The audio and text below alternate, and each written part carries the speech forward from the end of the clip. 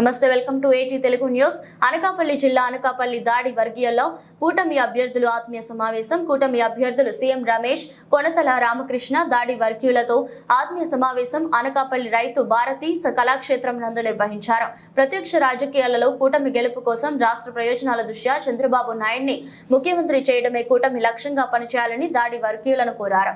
YSRCP party ఓటమి పాలవ్వడం ఖాయమని కొనతల రామకృష్ణ తెలిపారు. ఈ రాష్ట్ర ప్రభుత్వం కక్ష సాధింపు రాజకీయం చేపడుతుందని, ఈ రాష్ట్రానికి చేసింది ఏమీ లేదని, అభివృద్ధి పూర్తిగా కుంటిపరిచిందని, ప్రభుత్వం ఏదైనా ఉంది అంటే అది వైసీపీ ప్రభుత్వం అని అన్నారు. జైల్లో ఉండవలసిన నాయకులు అధికారంలో అన్యాయంగా జైల్లో పెట్టిన నాయకులు అధికారానికి వస్తారని ఎద్దేవా చేశారు. చంద్రబాబు నాయుడిని జైలు పాలు చేసినప్పుడు మొట్టమొదటి ఖండించిన నాయకుడు పవన్ కళ్యాణ్ అని గుర్తు చేశారు. కూటమి బలపరిచిన పార్లమెంట్ అభ్యర్థి సీఎం రమేష్ తో పాటుగా అసెంబ్లీ స్థానానికి పోటీ చేస్తున్న కొనతాలను గెలిపించుకునే బాధ్యత దాడి వర్గీయులకి ఉందని, కూటమితో కలిసి పనిచేయాలని తెలిపారు. ఒక మార్వాడి ఆ ఫ్యాక్టరీ మూతపెట్టి బయట తరలించి వెళ్ళిపోతున్న తరుణంలో బీవీ రావు గారు వారితో ఉన్నటువంటి పెద్దలంతా కూడా కలిపి ప్రతి ఇంటింటికి సైకిల్ గా తిరిగి కాళ్ళకి వెళ్లి రూపాయి, 10 రూపాయలు, పావులా, ₹1 కూడా వసూలు చేసి వాళ్ళ షేర్దారు కట్టించి ఆ ఫ్యాక్టరీని నిలబెట్టుకుని మళ్ళీ ఇక్కడే ఉండేటట్టు చేసినటువంటి అంత చరిత్ర ఉన్నటువంటి ఫ్యాక్టరీకి ఎంతో మంది రైతు జీవితాలు అందులో ఉన్నాయి. రైతు జీవితాలు బలంగా పెట్టి అక్కడ పునాదిగా పెట్టి కట్టినటువంటి ఫ్యాక్టరీ, అటువంటి ఫ్యాక్టరీని ఏమీ కాకుండా మూత పెట్టే పరిస్థితి చేశారు. నేను వీరావు గారు ఎందుకు ఆదర్శం అంటే అటువంటి ఫ్యాక్టరీ పోయే ఫ్యాక్టరీ నిలబెట్టారు కాబట్టి ఆయన అదే ఆదర్శంగా తీసుకొని విశాఖపట్నం BHP ఎల్ఎన్టీకి ప్రైవేటీకరణ చేసే ప్రక్రియ వస్తే అధికారం ఉన్నప్పుడు అది ఎట్టి పరిస్థితుల్లో ప్రైవేటీకరణ జరగడానికి వీలేదని మా కాంగ్రెస్ పార్టీ ప్రభుత్వంతోనే పోరాటం చేసి అది BHP పెరగడం రావడానికి. అదేవిధంగా స్టీల్ ప్లాంట్ ప్రైవేటీకరణ చేయాలనుకున్నారు. అప్పుడులో 11,000 కోట్ల రూపాయలు ఎస్ఆర్సీగా ఇవ్వాలనుకున్నారు. అది ఇవ్వడానికి వీలేదని చెప్పి పివి నరసింహ గారు ప్రధానప్పుడు ఆయన టైంలో కూడా అది మాట్లాడి దాన్ని 44,000 కోట్ల రూపాయలు రైట్ చేశాం. 4,000 కోట్ల రూపాయలు అది మూలధనంగా పెట్టి చేయడం వల్ల ఫ్యాక్టరీ చాలా చక్కగా ఉంది. మేము అంగీకరణ చేశాం. మేము అధికారంలో ఉన్నప్పుడు, రాష్ట్రంలో ఉన్నప్పుడైతే దానికి 3 మిలియన్ టన్నులు ఉంటే 7.3 మిలియన్ టన్నులు కెపాసిటీ పెంచే కార్యక్రమం చేస్తే NTPC 1000 మెగావాట్లు ఉంటే 2,000 మెగావాట్లు చేశాం. ఇక్కడ SEZ పక్కనే 10,000 ఎకరాల్లో బ్రాండెక్స్ కంపెనీ సుమారు 20,000 మంది ఆడపిల్లలు ఈ జిల్లాలో పనిచేస్తున్నారంటే మాకు గర్వం. మా పదవుల కంటే వాటికంటే పదవులు కాదు. ఎందుకంటే అటువంటి కార్యక్రమం చూస్తూ ఉంటే ఇది కార్యక్రమం చేయగలిగామని అంటే అటువంటి పరిస్థితులు ఉన్నాయి. అటువంటి కార్యక్రమం చేసినప్పుడు ఏనాడు కూడా ప్రతిపక్షంలో ఎప్పుడు కూడా అడ్డుపెట్టలేదు. ఎందుకంటే అది ప్రజలకు కావాల్సినటువంటి కార్యక్రమం కాబట్టి. ఈ రకంగా తండ్రి ఇటువంటి చరిత్ర ఉంటే తనయుడు అవన్నీ మూసివేయడానికో లేదంటే సీఎం రమేష్ చెప్పినట్టు దాంట్లో వాటాడడం లేదా కంపెనీలు ఇచ్చేయమనడం ఆగండి. ఇప్పుడు ఆ బ్రాండెక్స్ లో 20,000 మంది ఉంటే ఇప్పుడు 2-3,000 మంది తగ్గిపోతారు. ఎందుకంటే ఆ కంపెనీ దాకా కూడా పన్ను పడ్డానికి అది కూడా కబ్జా చేసే కార్యక్రమంలో ఉన్నారేమో. బహుశా వాళ్ళు కూడా భయపడి ఆపరేషన్ తగ్గించుకుని మందం చేసి మార్చే కార్యక్రమం జరుగుతూ ఉంది. దానివల్ల కొన్ని వేల మంది జీవితాలు పాడైపోయేటువంటి పరిస్థితులు ఉన్నాయి. ఈరోజు అదే కాకుండా ఏవైతే ఇప్పుడు చెప్పారో వీరభద్ర గారు అనకాపల్లికి సంబంధించి ముఖ్యమైనటువంటి సమస్యలు చెప్పారు. అది కోఆపరేటివ్ షుగర్ ఫ్యాక్టరీ అవ్వనండి, లేదంటే RECS అవ్వనండి. ఆనాడు SRS గారు పార్లమెంట్ సభ్యులు ఉన్నటువంటి RECS వారు వీరభద్ర గారి టైంలో కానీ నా టైంలో కానీ అది అభివృద్ధి చేశాం. కోట్ల నిధులు తీసుకొచ్చి అభివృద్ధి చేశాం. కానీ ఈ రకంగా దాన్ని ధ్వంసం చేయలేదు. చక్కగా 2 పాలిటెక్నిక్ కాలేజ్ వచ్చింది. ఒక మంచి మోడల్ ఎస్కోగా రాష్ట్రంలో కాదు దేశవ్యాప్తంగా మంచి పేరున్నటువంటి ఎస్కో. అటువంటి పెద్దలందరూ కూడా ప్రతి ఒక్కరూ వారి చేత సహాయం చేసి దాన్ని నిలబెట్టారు. అటువంటి ఎస్కో ఈ రోజున ఓట్లు వెళ్ళిపోతే రైతులు గ్రామాలకు ఎక్కువ మంది చెప్తున్నారు రైతులంతా. దీనివల్ల అగ్రికల్చర్ కాలేజీలు కూడా తీసుకోవడానికి ఇబ్బంది అవుతుంది. ఓటు చుట్టూ తిరగడానికి వాళ్ళు లక్షలాది రూపాయలు డిమాండ్ చేస్తున్నారు. మన RECS కోఆపరేటివ్ అయితే మనకి 10,000-15,000లోనే అగ్రికల్చర్ కాలేజీ వచ్చి ఉండేది. అటువంటి లేకుండా నష్టపోతున్నారు. అంటే అక్కడ అవినీతి జరగడం, చాలా అవినీతి జరగడం 100 కోట్ల రూపాయలు ఒక సంవత్సరం వ్యాఖ్యలు చెప్పింది. ఒక సంవత్సరం 350 కోట్ల రూపాయలు అంటే మరి ఈ 5 సంవత్సరాలు ఎంత జరిగిందో అనేది వీటన్నిటి మీద సంపూర్ణమైనటువంటి దర్యాప్తు జరగాల్సినటువంటి అవసరం ఎంత ఉంది. నేను కొత్తగా సైకిల్ నేర్చుకున్నాను కాలేజీ జాయిన్ అయ్యాక. సైకిల్ వచ్చి కాలేజీ సందర్భాలు చాలా ఉన్నాయి. ఆ రకంగా చాలా మంది తెలియదు విషయాలు. కానీ నాగేమన్నప్పుడు అయితే దాడి విధంగా తాతగారు గారు అయితే కొంచెం ఇంట్లో వచ్చి ఒక కుటుంబ సభ్యులకనే అంతా వెళ్ళి అప్పుడు నాన్నగారికి అప్పుడు గర్భానంద రెడ్డి గారు వెంకటరామ రెడ్డి గారైనా ఎంపీ ఎమ్మెల్యే పెట్టేటప్పుడు మనం వ్యక్తి రకం మీరే చూసుకున్న అప్లికాలు నాన్నగారు తిరిగి గర్భంతో మాట్లాడి ప్రచారానికి తిరిగి పంపించి ఏ రకంగా చేయాలో ఏ సంస్థ ఆ యువకర్త అప్పుడు ప్రత్యక్ష లేదు గర్భంతో గారు. నేనైతే చాలా సంకల్పం అనుకోండి. కానీ సంతోషం మధ్యలో ఏం జరిగినా మళ్ళీ కథ సుఖాంతమైంది అంటారు. ఇదే ఈరోజు క్లైమాక్స్ వచ్చింది. క్లైమాక్స్ కథ సుఖాంతమైంది. మళ్ళీ మా అల్లుడు మేమంతా కూడా కలిపి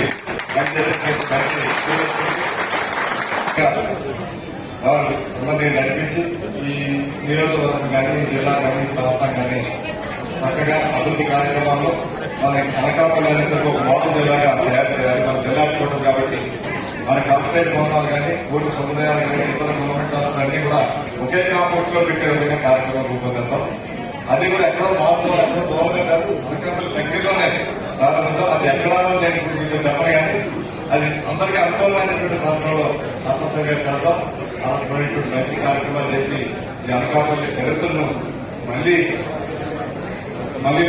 రాయాలి. మనం కొత్తగా అనకాపల్లి కొత్త ఫోటోను ప్రారంభించి కొత్త చరిత్ర రాసి ఈ చరిత్ర చిరస్థాయిగా భావజనాలకు ఆదర్శం ఉండే విధంగా చేయడమే నా సంకల్పం తెలియపరుస్తూ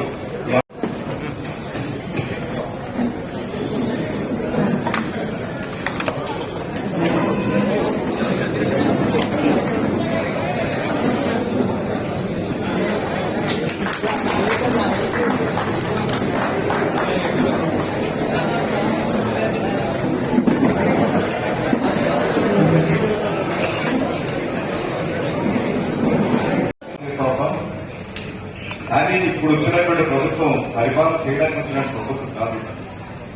ఒకటి కక్ష సాధింపు, రెండోది రాష్ట్రాన్ని ఏ రకంగా దోచేయాలనేటువంటి రెండే ఎజెండాలు లేవు. అందువల్ల పరిపాలన ఎవరు పట్టించుకున్నారంటే పోలవరం గురించి ఒకసారి సీరియస్ గా రివ్యూ చేశారా? స్టీల్ ప్లాంట్ ప్రైవేటీకరణ అయిపోతుంటే ఒక్కసారిగా స్టేట్ గవర్నమెంట్ రివ్యూ చేసి దీన్ని ఎలా లాభ చేయాలని ఆలోచించారంటే, కానీ స్టీల్ ప్లాంట్ ఉన్న భూములు ఏ రకంగా రావాలని సమాధానాన్ని పట్టుకు ఆలోచిస్తున్నారు. ఆల్రెడీ కొన్ని ల్యాబ్స్ ఆశలు కూడా పెట్టిన స్టీల్ ప్లాంట్ కొన్ని ల్యాబ్స్ ఉన్నాయి సెన్సర్, ఆ ఆశ కూడా 300 కోట్లు. ఇటువంటి ప్రక్రియ ఉన్నటువంటి వ్యక్తులు ఉన్నప్పుడు ఇవి మార్చాల్సినటువంటి అవసరం ఉంది. కాబట్టి ఈ త్రివేణి సంగమం లాంటి ఈ పవిత్రమైనటువంటి బీజేపీ, తెలుగుదేశం, జనసేన వచ్చారు. అసలు జనసేన నాయకుడు పవన్ కళ్యాణ్ కూడా ఆయన మెయిన్ ఉద్దేశం ఈ రాష్ట్ర ప్రజలు రాష్ట్ర సర్వతోముఖాభివృద్ధి సాధించాలి అనేటువంటి ఆలోచనతోనే ఆయన ఈ పొత్తు సాధ్యం చేసే కార్యక్రమం చేయడం కాకుండా ఆయన ఇటువంటి పదవి ఆశించకుండా ఎవరైనా అయితే ఆ స్థానంలో ఎవరున్నా ఆ రోజు చంద్రబాబు నాయుడు గారు జైల్లో పెట్టినప్పుడు మొట్టమొదటి స్పందించింది పవన్ కళ్యాణ్ గారు. ఇప్పుడున్న రాజకీయ పరిణామాలు చూస్తే ఎవరైనా దానివల్ల లబ్ధి పొందాలని ఆలోచిస్తారు. కానీ ఆయన లబ్ధి పొందాలని ఆలోచించలేదు. ఈ వ్యవస్థను బాగుపరచాలి, ప్రజాస్వామ్యాన్ని కూలి అవుతుంది, అంబేద్కర్ రాసినటువంటి రాజ్యాంగాన్ని తూట్లు కొడుతున్నారు, అందువల్ల మనం అందరూ కూడా కలిసి పోరాటం చేయాలని చెప్పడమే కాదు, జైలుకి వెళ్లి సంఘీభావం ప్రకటించి జైలు బయటకు వచ్చి మేము కలిసి పోటీ చేస్తున్నాం అనేసి ఎప్పుడైతే ప్రకటించారో రాష్ట్ర ప్రజలకి తెలుగుదేశం పార్టీకి 1000 ఏళ్ళు కావాల్సిందండి. ఆ రోజే ఎన్నికలు తీర్పు అయిపోయింది. బీజేపీ ఎప్పుడైతే కలిసిందో ఒక శిలాశాసనం అయిపోయింది, గెలుపన్నది శిలాశాసనం అయిపోయింది. రాష్ట్రంలో గెలుపు తథ్యం ఎంత గెలుపు వస్తుంది, వచ్చాక ఏం చేయాలంటే ప్రక్రియ ఆలోచించాల్సినటువంటి అవసరం ఉంది. ఎందుకంటే ఇటువంటి అటు పరిపక్వం చెందినటువంటి నాయకత్వం మోడీ గారిలో ఉంది. ప్రపంచ దేశాల్లోనే 5వ అతిపెద్ద ఆర్థిక వ్యవస్థగా రూపొందించడంలో ప్రముఖ పాత్ర పోషించారు. అదేవిధంగా రాష్ట్రాలు కూడా ఈ దేశంలోనే అత్యంత ప్రతిభావంతమైనటువంటి సంయుక్త రాష్ట్రాన్ని తయారు చేసింది చంద్రబాబు నాయుడు గారు. ఈ రోజు హైదరాబాద్ వెళ్తే నేను కోవిడ్ లో 2-3 సంవత్సరాలు అయ్యారు. తర్వాత మాత్రం మార్చా వాళ్ళిద్దరూ అసెంబ్లీలో వాదించుకుంటూ ఉంటే మన ఇంకా టీవీలు ఇంకా వినాలి, అయ్యి అసెంబ్లీ అయిపోయింది రేపు ఏమవుతుందని మా ఆత్మలతో ఎదురు చూసేటువంటి విధంగా ఉంది. అటువంటి డిగ్నిఫైడ్ రాజకీయాలు అప్పుడు చేస్తే ఇప్పుడు తెలంగాణ రాజకీయాలు అసలు అసెంబ్లీ నేనైతే టీవీ గత 2-3 సంవత్సరాలుగా టీవీ చూడటమే లేదు. ముఖ్యంగా రాజకీయ వార్తలు చూడటం లేదు. ఎందుకంటే చూడాలని అనిపించలేదు. కుటుంబంతో చూసే పరిస్థితి లేదు ఇప్పుడు ఎక్కడ. అంత స్థాయి అసెంబ్లీలో మాట్లాడే తీరు చూస్తామంటే మనం సిగ్గుపడాల్సి వస్తుంది రాజకీయ నాయకులు చెప్పుకోవడానికి. ఎందుకంటే రాజకీయ నాయకులు ఈ భాష వాడతారా అసెంబ్లీలో ఎప్పుడూ లేదు గతంలో. ఈ పరిస్థితి ఎందుకు వచ్చిందంటే ఎక్కడ ఉన్న వాళ్ళు అక్కడ ఉండాలి. మీకు అధికారం చేయాల్సిన చంద్రబాబు నాయుడు గారు జైల్లో ఉంటే జైల్లో ఉండాల్సిన వాళ్ళు అధికారం కూర్చుంటే ఇదే త్వరలోనే పాత్రలు మారుతాయి. జైల్లో వాళ్ళు అధికారంలోకి వస్తారు. ఇప్పుడు అధికారంలో ఉన్న వాళ్ళు అది మీరే చూపించండి. అటువంటి మంచి రోజు రావాలి. ఎందుకంటే రాష్ట్రంలో ఇటువంటి నాయకత్వం ప్రజాస్వామ్యంలో ఉంటే చాలా తేడపూర్లాంటి నాయకత్వాలు ఇవి. అందుకే నాకు ఆ కుటుంబంతో చాలా సన్నిహిత సంబంధం. అయినప్పటికీ దూరంగా ఎందుకు వచ్చేసానంటే ఇటువంటి వికృత చేష్టలు ఉంటాయని నేను గ్రహించే ముందుకు వచ్చాను. కాకపోతే రత్నాకర్ మాట్లాడు కొద్దిగా లేట్ అయింది కానీ నేను చంద్రబాబు నాయుడు గారు చెప్పాను 2019లో చాలా ఘోరమైన పరిస్థితి ఉంటుంది. మీకు తీవ్రంగా గెలవాలని ప్రయత్నం చేయాలి.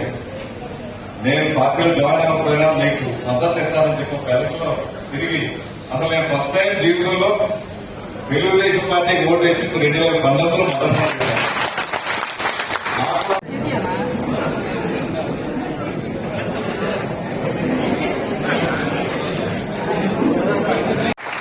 అంటే ఈ భూమేంద్రం పరిణామాలు భగవంతుడు ఏదో ఒక మంచి గురించి చేసి ఉండాలనుకుంటున్నారు.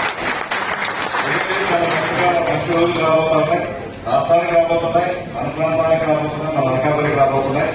అందువల్ల ఈ పరిణామాలని నేను తప్పనిసరిగా సద్వినియోగపరుచుకొని అందరూ కలిపి ఒక కుటుంబంగా వెళ్తాం. మీరు ఎటువంటి పొరపక్షాలు పెట్టుకోవాల్సిన అవసరం లేదు. గతంలో నేను కాంగ్రెస్ రోజులు అయితే ఇవ్వవచ్చు కానీ ఇప్పుడైతే మనకు నేనైతే పుట్టులో ఏదైతుందో నేనైతే పార్టీలో ఒక పార్టీలో జాయిన్ అయితే నాకు 3 పార్టీలు కలిపి మద్దతు ఇచ్చేటువంటి పరిస్థితి నాకు వస్తుంది.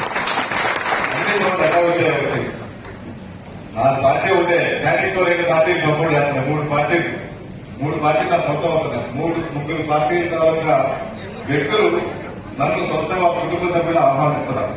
ఇటు బీజేపీ కానీ తెలుగుదేశం కానీ. నాకు ఎందుకు ఆనందం అనిపిస్తుందంటే మేము జీవితాంతం తెలుగుదేశం పార్టీలో పోరాడాలి. ఇద్దరు వేరే వేరే పార్టీలో ఉన్నాం. కానీ అందరూ మనస్ఫూర్తిగా అంగీకరించి మీలో ఒకటిగా కలుపుకొని లేదు కలిసి ప్రయాణం చేద్దాం అనే విధంగా ఆ రికమెండేషన్ మీ అందరికీ మరొక